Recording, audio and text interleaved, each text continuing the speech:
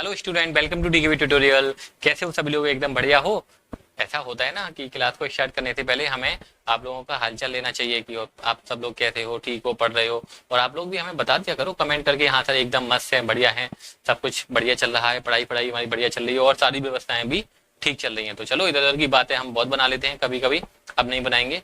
अब हम बात आपको बताने वाले हैं बोर एटॉमिक मॉडल, कि बोर ने एटम के बारे में जो मॉडल था उसमें कौन कौन सी बातें बताई, उन हम बातों को आपको इस वीडियो में डिस्कस करने वाले हैं। सबसे पहले आपको रदरफोर्ड वाला मॉडल याद है? रदरफोर्ड की जो हमने ड्रॉबैक बताई थी कि Rutherford was not able to explain the stability of atom, कि जो एटम था वो स्टेबल क्यों था, उस बात को उन्होंने बताने में सफल नहीं हो पाए थे। और प्रॉब्लम ये थी कि था जब इलेक्ट्रॉन घूमेगा तो एनर्जी को रेडिएट करेगा तो एक कंडीशन ऐसी आएगी, वो न्यूक्लियस में फॉल होगा और धूमधड़ाम हो जाएगा, जो कि ऐसा बिल्कुल भी नहीं होता है। Atom is quite stable. तो बात करने वाले हैं बोर मॉडल में, कुछ पॉइंट बताते हैं। बोर अंकल ने सर अपने अपने मॉडल में कौन कौन सी बातें हमको बताई। सबसे पहला पॉइंट उन्होंने ये बताया कि सर जो इलेक्ट्रॉन है वो न्यूक्लियस के चारों तरफ क्या करता रहता है। ये न्यूक्लियस है, न्यूक्लियस पे पॉजिटिव चार्ज होता है। हम सब लोग जानते हैं न्यूक्लियस पे पॉजिटिव चार्ज प्रोटॉन की वजह से होता है, न्यूट्रॉन पर तो कोई चार्ज होता ही नहीं है। तो पहला पॉइंट उन्होंने ये बताया कि जो इलेक्ट्रॉन है वो न्यूक्लियस के चारों तरफ कैसे घूम रहा है, एक सर्कुलर पाथ में घूम रहा है। इलेक्ट्रॉन रिवॉल्व अराउंड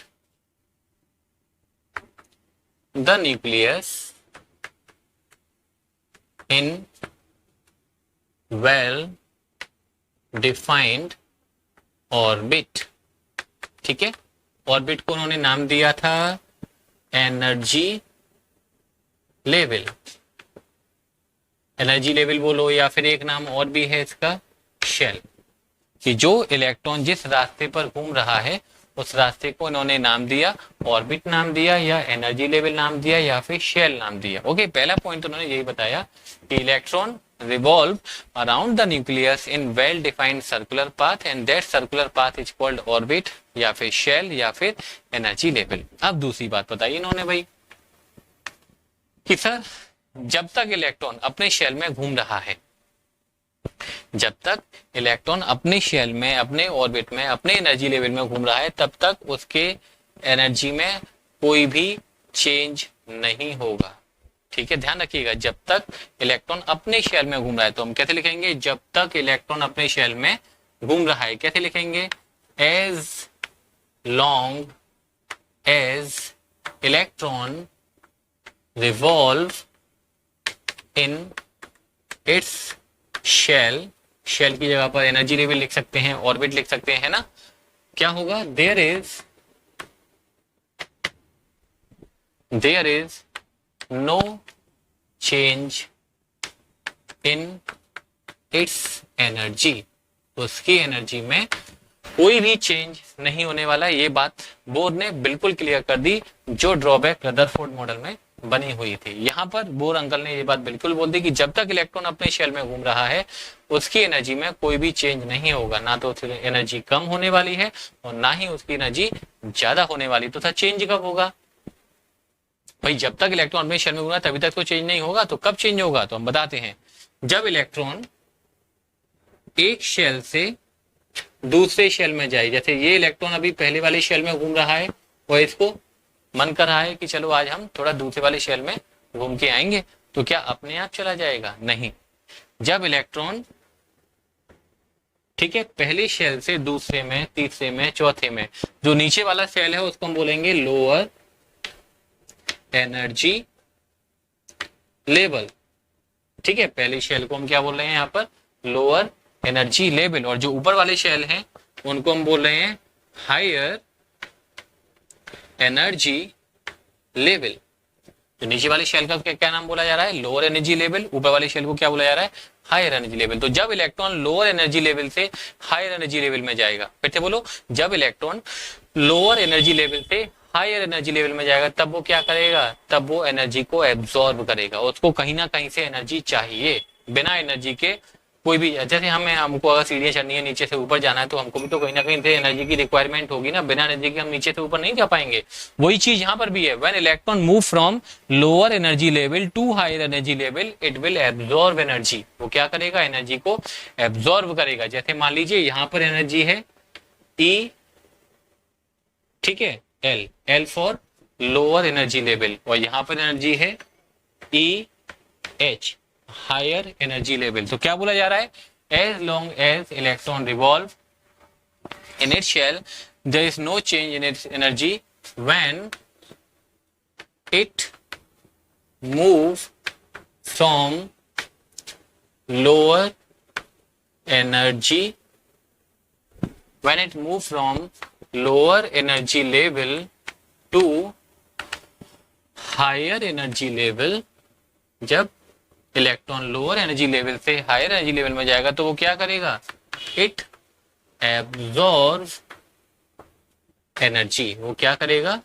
एनर्जी को एब्जॉर्ब करेगा। ठीक है, जैसे यहाँ पर लोअर एनर्जी लेवल में उसको मान लीजिए 5 जूल की एनर्जी है, ऊपर जाने के लिए उसको इस वाले शेल की एनर्जी मान लीजिए 12 जूल है, तो उसको 5 से 12 एनर्जी जाने के लिए कितनी एनर्जी की जरूरत है, उसको 7 जूल एनर्जी जब मिलेगी तब इलेक्ट्रॉन लोअर एनर्जी लेवल से हायर एनर्जी लेवल में जाएगा। बात समझ में आ गई। तो इलेक्ट्रॉन जब तक अपने शेल में घूम रहा है तब तक उसकी एनर्जी में कोई चेंज नहीं होगा।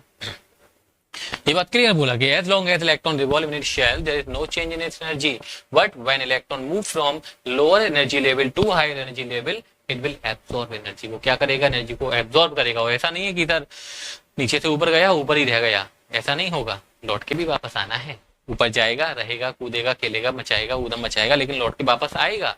और लौट के वापस आएगा तब क्या करेगा, तो जब नीचे से ऊपर जाने पर एनर्जी को एब्जॉर्ब कर रहा है तो ऊपर से नीचे आने पर क्या करेगा, एनर्जी को रेडिएट करेगा। क्या करेगा, रेडिएट करेगा। क्या लिखा हमने, as long as electron revolve in its shell there is no change in its energy, but when it move from lower energy level to higher energy level it absorb energy when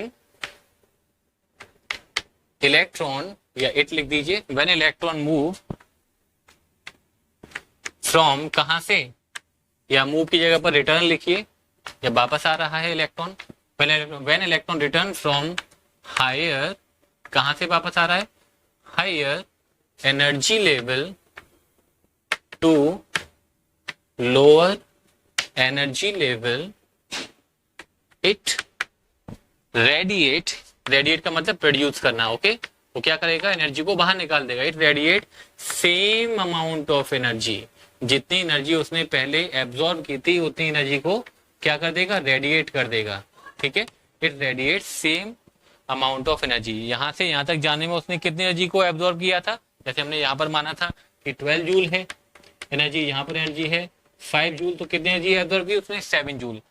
और ऊपर से नीचे आने पर कितनी energy को radiate करेगा, तो डेल्टा ई है वो कितना होगा, ई हायर माइनस ई लोअर, राइट। कितनी एनर्जी को रेडिएट करेगा सर, हायर वाले शेल में जितनी एनर्जी है माइनस लोअर वाले शेल की जितनी एनर्जी है, उन दोनों को माइनस कर दो तो इतनी एनर्जी रेडिएट होगी। और जब एनर्जी रेडिएट होगी, ठीक है, चलो इसके बारे में बाद में बात करेंगे, जब रेडिएशन स्पेक्ट्रम बताएंगे, इमिशन स्पेक्ट्रम बताएंगे, तब बताएंगे। फिलहाल इतना समझो कि जब तक इलेक्ट्रॉन अपने शेल में घूम रहा है there is no change in its energy, उसकी एनर्जी में कोई भी चेंज नहीं होगा। पहली बात, जब इलेक्ट्रॉन लोअर एनर्जी लेवल से ऊपर हायर एनर्जी लेवल में जाएगा तब वो क्या करेगा, एनर्जी को एब्जॉर्ब करेगा। और जब हायर एनर्जी लेवल से लोअर एनर्जी लेवल में आएगा तब सेम अमाउंट ऑफ एनर्जी को एक साथ रेडिएट कर देगा। ऐसा नहीं है कि यहाँ से यहाँ तक जाने में उसने 7 जूल एनर्जी को एब्जॉर्ब किया और ऊपर से नीचे आ रहा है तो कह रहा है भाई 2 जूल एनर्जी अभी मैं वापस कर दे रहा हूँ, बाकी घर जाके वापस कर दूंगा, तो ऐसा भी नहीं होगा। 7 जूल एनर्जी उसने एब्जॉर्ब की है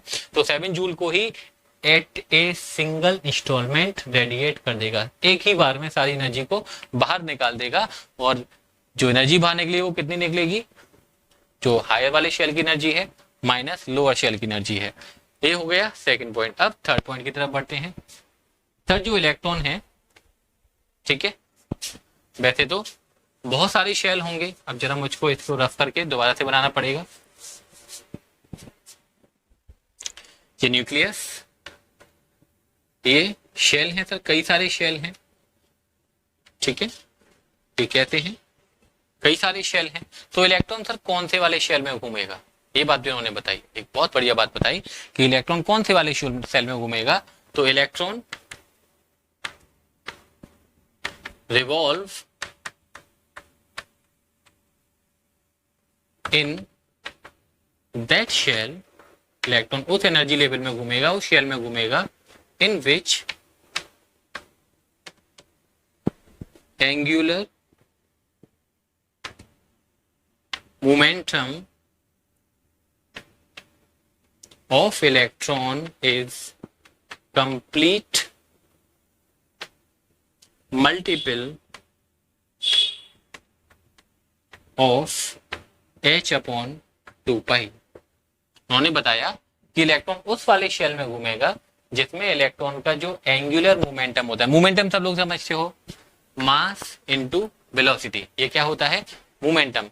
जब कोई ऑब्जेक्ट एक लीनियर पाथ पे चल रहा है, सीधे चल रहा है, तो हम मोमेंटम बोलते हैं, लेकिन जब कोई ऑब्जेक्ट सर्कुलर पाथ पे मूव करता है तब उसे मोमेंटम की जगह कौन सा मोमेंटम यूज करते हैं हम, एंगुलर मोमेंटम। और एंगुलर मोमेंटम का फॉर्मूला होता है mass velocity into radius of the path. Okay, MBR क्या होगा, एंगुलर मोमेंटम। फिजिक्स में आप लोग इसके बारे में पढ़ा भी होगा। तो इलेक्ट्रॉन पहली बार इस शेल में घूमेगा, इसमें घूमेगा, मतलब कोई भी एटम के लिए पहला वाला शेल कौन सा होगा, ये होगा, ये होगा, ये होगा, ये होगा, ये होगा, कौन सा वाला पहला वाला शेल होगा, तो इलेक्ट्रॉन उस शेल में घूमेगा जहां पर उसका एंगुलर मोमेंटम क्या होगा, h अपॉन 2 पाई का कंप्लीट मल्टीपल होगा। या तो momentum, angular momentum 1h upon 2 पाई होगा, चलो थोड़ा सा नीचे लिखते हैं, या तो एंगुलर मोमेंटम क्या होगा भाई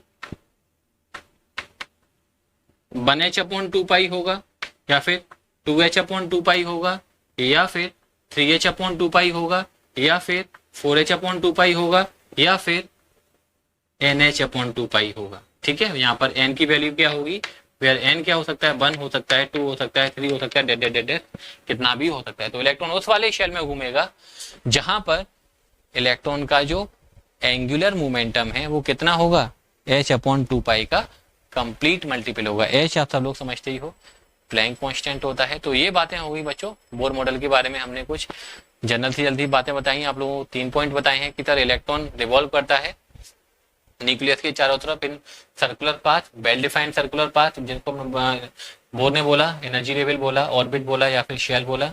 दूसरा पॉइंट बताया कि जब तक इलेक्ट्रॉन अपने शेल में घूम रहा है उसकी एनर्जी में कोई भी चेंज नहीं होगा। जब इलेक्ट्रॉन नीचे से ऊपर जाएगा, लोअर एनर्जी लेवल से हायर एनर्जी लेवल में जाएगा, तो एनर्जी को रिक्वायर्ड पड़ेगी, उसको एब्जॉर्ब करेगा वो। जब इलेक्ट्रॉन हायर एनर्जी लेवल से लोअर एनर्जी लेवल में वापस लौट के आएगा तो सेम अमाउंट ऑफ एनर्जी को बाहर फेंक देगा, मतलब रेडिएट कर देगा।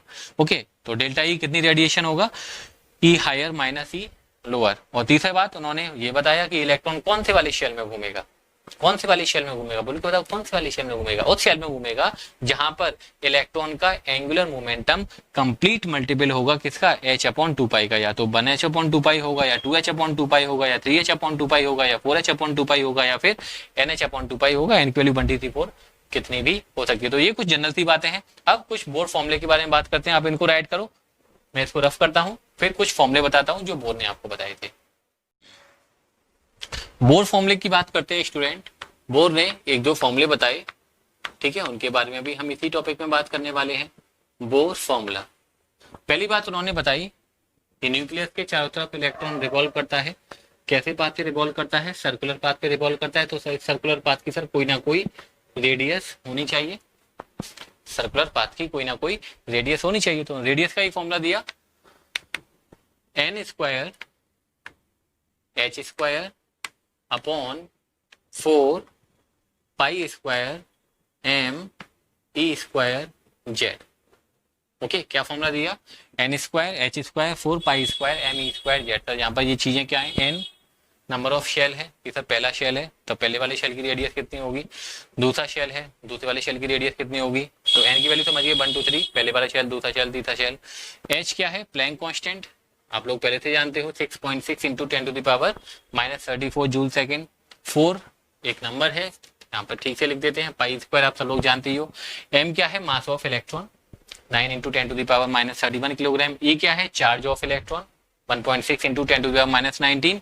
एंड z क्या है, एटॉमिक नंबर। ये आप हाइड्रोजन के लिए बात कर रहे हो तो एटॉमिक नंबर 1 होगा, हीलियम के लिए बात करें तो एटॉमिक नंबर 2 होगा, लिथियम के लिए बात करें तो एटॉमिक नंबर 3 होगा। जरा इन सब में आपको ये चेक करके बताओ कौन सी वैल्यू कांस्टेंट है और कौन सी वैल्यू कांस्टेंट नहीं है। देखो एच स्क्वायर कांस्टेंट है, 4 कांस्टेंट है, पाई स्क्वायर कांस्टेंट है, इलेक्ट्रॉन का मास कांस्टेंट है, इलेक्ट्रॉन का चार्ज कांस्टेंट है।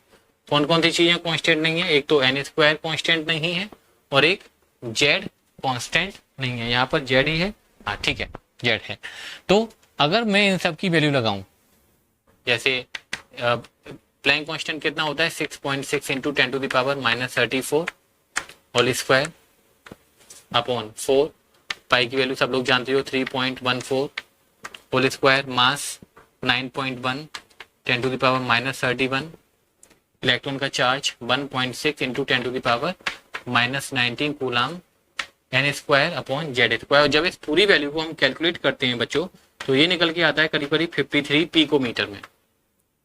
ठीक है, ये वैल्यू कितनी निकल के आती है 53 पिकोमीटर में। मतलब क्या है, अब आप लोगों को ये सब याद ना करके ये ध्यान रखना है कि सर अगर आपको क्या बताया था बोर्ड ने कि electron revolve around the nucleus in circular path, तो सर्कुलर पाथ की कोई ना कोई रेडियस भी होगी ना, और रेडियस कितनी होगी 53 picometre, n square upon Z square. कोई कहेगी सर हाइड्रोजन के लिए, अगर मैं हाइड्रोजन के लिए बात करूं फॉर हाइड्रोजन, ठीक है, हाइड्रोजन के पहले वाली शेल की रेडियस बताओ। हाइड्रोजन के पहले वाले शेल की, हाइड्रोजन का जो पहला शेल होगा वो कहीं भी हो, कितना न्यूक्लियस से कितना दूर होगा ये आपको बताना है। तो जरा पहले वाले शेल की बात कर लें जरा, फॉर हाइड्रोजन के लिए 53 इंटू पहला वाला शेल है तो 1, और हाइड्रोजन का हम जानते हैं एटॉमिक नंबर कितना होता है 1। तो हाइड्रोजन का जो पहला वाला शेल होगा वो न्यूक्लियस से करीब करीब 53 पिकोमीटर की डिस्टेंस पर होगा। मतलब हाइड्रोजन के शेल में जो इलेक्ट्रॉन होता है पहले वाले शेल में घूम रहा है तो न्यूक्लियस से कितना दूर घूम रहा होगा 53 पिकोमीटर की डिस्टेंस पर इलेक्ट्रॉन रिवॉल्व कर रहा होगा। अगर कोई पूछता कि सर हाइड्रोजन के दूसरे वाले शेल की रेडियस बताओ, तो क्या है formula, R equal 53 picometre into n square upon z. तो हाइड्रोजन के लिए दूसरा वाला शेल, तो हाइड्रोजन के लिए देखो दूसरे वाले शेल की अगर आप रेडियस पता करोगे तो 2 स्क्वायर, हाइड्रोजन का एटॉमिक नंबर 1 होता है सबको पता है, यहाँ भी हमने लगाया वहां भी हमने लगाया, तो ये कितना हो जाएगा 53 इंटू 4, ये आ जाएगा 212 पिकोमीटर। मतलब हाइड्रोजन का जो दूसरा वाला शेल होगा, ठीक है, वो न्यूक्लियस से कितना डिस्टेंस पर होगा 212। जो कितना गजब का काम किया होगा बोर्ड ने अपने जमाने में कि सर जिस चीज को हम देख नहीं सकते, कि हम एटम को अपनी आंखों से देख भी नहीं सकते हैं, इलेक्ट्रॉन का मास इतना कम होता है, रेडियस देख रहे हो पिकोमीटर की, और उनको इतनी मतलब परफेक्ट कैलकुलेशन की और ये सारी चीजें हमको निकाल के दिखाई। ओके, तो बात समझ गए। वो फॉर्मूला सबसे पहले रेडियस का फॉर्मूला बताया उन्होंने कि जो शेल है उसकी रेडियस आप इस फॉर्मूले से कैलकुलेट कर सकते हैं। अब उन्होंने इलेक्ट्रॉन की एनर्जी का भी एक फॉर्मूला बताया कि जब इलेक्ट्रॉन किसी भी शेल में घूम रहा है तो उसकी एनर्जी कितनी होगी। जरा इसको हम रफ कर रहे हैं, आप लोग इतना राइट करो, फिर मैं एनर्जी का भी फॉर्मूला राइट करके दिखाता हूं आप लोगों के लिए। एनर्जी के लिए बोर्ड ने बताया कि जब कोई इलेक्ट्रॉन न्यूक्लियस के चारों तरफ किसी भी शेल में घूम रहा है, ठीक है, तो उसकी कोई ना कोई एनर्जी भी होगी। बिना एनर्जी के तो इलेक्ट्रॉन बाहर शेल में घूम नहीं सकता। तो एनर्जी का फॉर्मूला बताया उन्होंने, E equal -2 pi square m E square z square, not e square, z square e to the power 4 upon N square h square. ये फॉर्मूला उन्होंने क्या बताया। आप सोचोगे था ये इतने भयंकर भयंकर फॉर्मूले क्या हमको याद करने, तो जरूरी नहीं है बच्चों, टेंशन नहीं लेने का, वी आर हियर, टेंशन नहीं लेने का, कोई याद करने की जरूरत नहीं है। क्या याद करने की जरूरत है वो हम आपको बताएंगे, इसको याद करने की जरूरत नहीं है। क्यों जरूरत नहीं है वो भी हम आपको बताने वाले हैं। सबसे पहले ध्यान रखो कि क्या बताया उन्होंने बोर्ड ने formula, -2 pi square m z square e to the power 4 upon N square h square. क्या क्या चीजें यहाँ पर कॉन्स्टेंट है उन सबको हटाओ।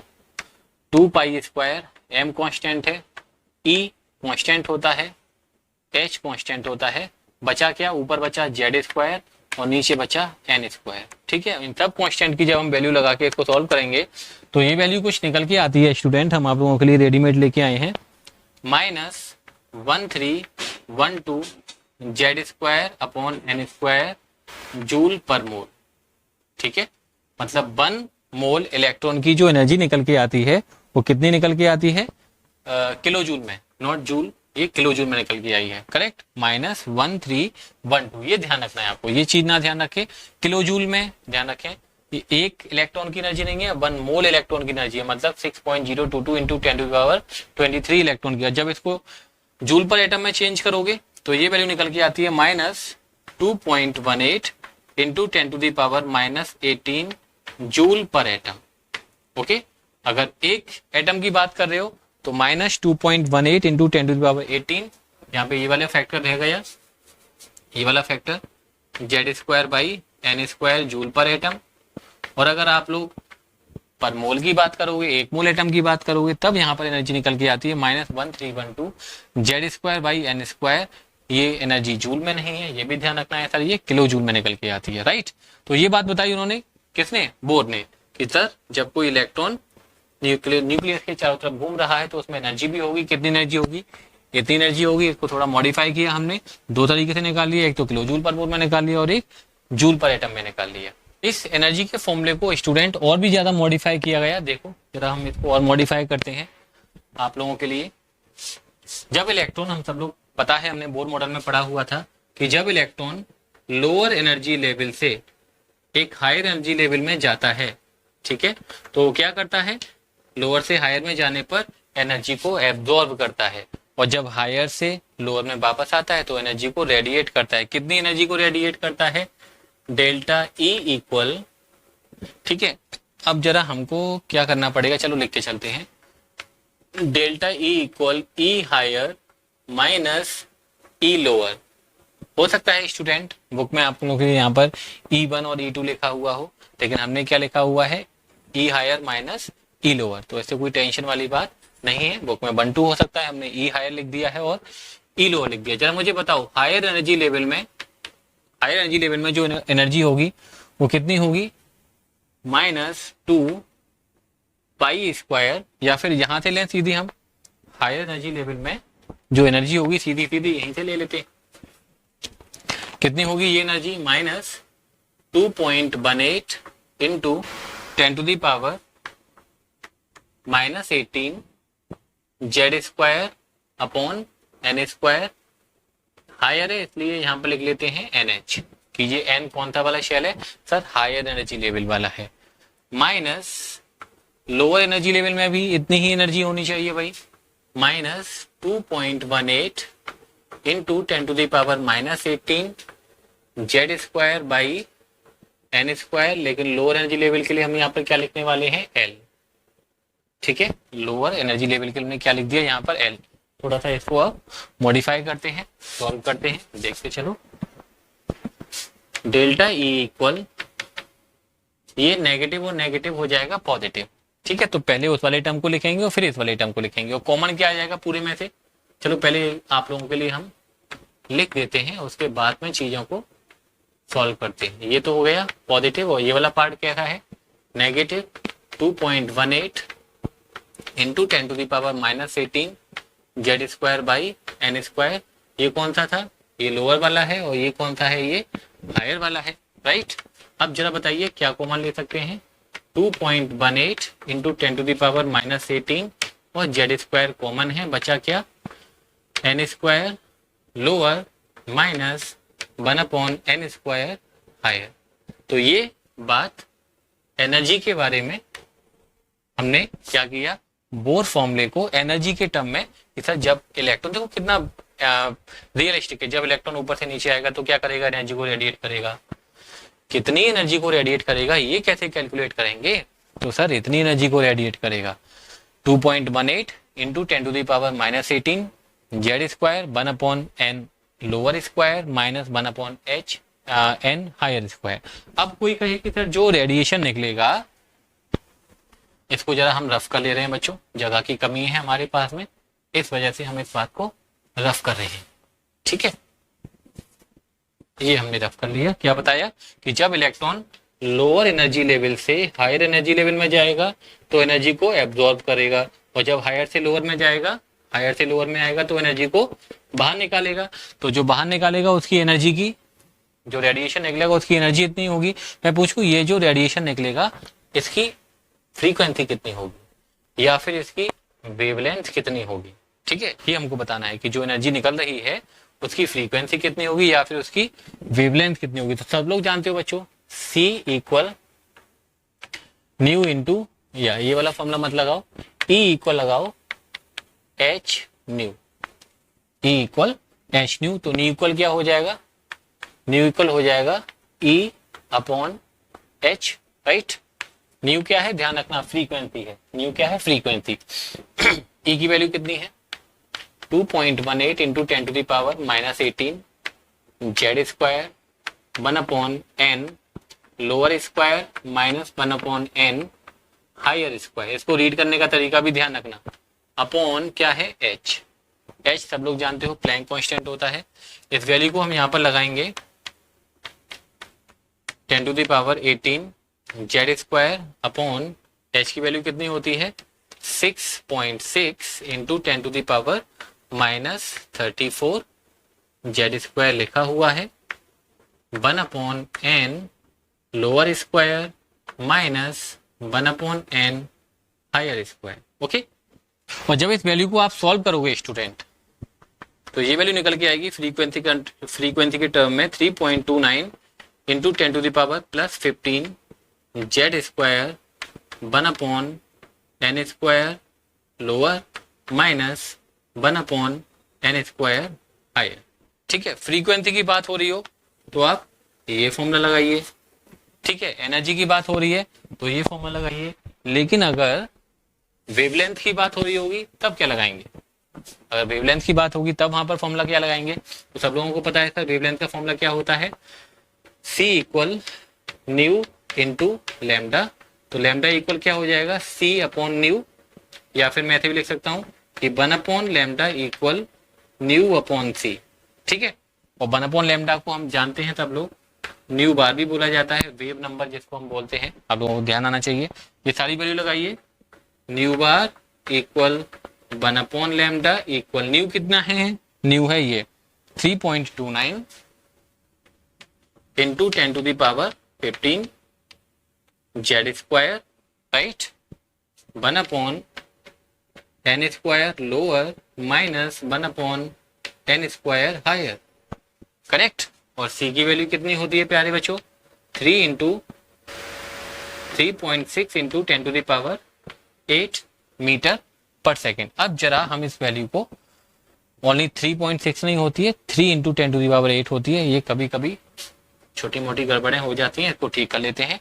और जब इस पूरी वैल्यू को आप लोग बच्चों सॉल्व करोगे, मल्टीप्लाई करके डिवाइड करके लाओगे, तो ये वैल्यू आएगी 1.09677 into 10 to the power 7 z square 1/n square lower -1/n square higher metre inverse. ये वैल्यू किस में निकल के आएगी भाई, 1/λ निकल रहा है, लैम्डा निकलता तो मीटर में आता, 1/λ है इसलिए मीटर इनवर्स में आएगी। और जब इस वैल्यू को आप सेंटीमीटर में बदलोगे, अब हमारे पास में यहाँ जगह है तो हम यहाँ लिख रहे हैं nu bar equal 1/λ equal 109,677 into Z square 1/n lower square -1/n higher square. अब ये वैल्यू हो गई बच्चों सेंटीमीटर में, और इस वैल्यू को, ठीक है, इस वैल्यू को हम बोलते हैं, यहाँ पर एक नया कांस्टेंट आता है RH। क्या कांस्टेंट आता है, RH। यहाँ पर RH को रिडबर्ग कांस्टेंट बोला जाता है। ठीक है, नाम हम यहाँ लिख देते हैं, जगह कम है, रिडबर्ग कांस्टेंट। RH क्या है, रिडबर्ग कांस्टेंट। तो ये वैल्यू आप लोग ध्यान रखें। ठीक है, जब आप लोगों को 3 फॉर्मूले निकाल के दिखा दिए मैंने। RH क्या है यहाँ पर 109,677 सेंटीमीटर इनवर्स, ये RH की वैल्यू है। इसकी जगह पर हमने एक नया कांस्टेंट लगा दिया है RH, जिसको नाम दिया गया है रिडबर्ग कांस्टेंट। 3 फॉर्मूले बताए हमने। देखो मेन फॉर्मूला क्या था, बोर्ड फॉर्मूला एनर्जी का, वो सबसे पहले लिखा। जब इलेक्ट्रॉन हायर एनर्जी लेवल से लोअर एनर्जी लेवल में कूदेगा तो एनर्जी को रेडिएट करेगा। कितनी एनर्जी को रेडिएट करेगा सर, हायर वाली एनर्जी में से लोअर वाली एनर्जी को आप माइनस कर दीजिए। इसको हमने सॉल्व किया यहाँ तक। एनर्जी की बात हो रही हो तो ये फॉर्मूला लगाएंगे। अभी हम न्यूमेरिकल करेंगे इसके, तब आपको बताएंगे। फ्रीक्वेंसी की बात हो रही है तो हमने क्या किया भाई, फ्रीक्वेंसी की बात हो रही है तो ये वाला फॉर्मूला लगा लो। अगर आपको फ्रीक्वेंसी निकालनी की, जो रेडिएशन, जब इलेक्ट्रॉन हायर एनर्जी लेवल से लोअर एनर्जी लेवल में कूद रहा है तो एनर्जी को रेडिएट करेगा। कितनी एनर्जी रेडिएट करेगा, इतनी एनर्जी रेडिएट करेगा। जो एनर्जी रेडिएट करेगा उसकी फ्रीक्वेंसी कितनी है, यहाँ से निकाल लेंगे। कोई कहे कि था जो रेडिएशन प्रोड्यूस हो रहा है उसका वेवलेंथ बताइए, तो वेवलेंथ की बात हो रही होगी तो हम यहाँ से सॉल्व करेंगे। यहाँ पर आर एच की वैल्यू आपको ध्यान रखनी है 10, ये 10 है 109677 सेंटीमीटर इनवर्स। तो यहाँ पर हम कंप्लीटली बोर मॉडल की बात को खत्म करते हैं।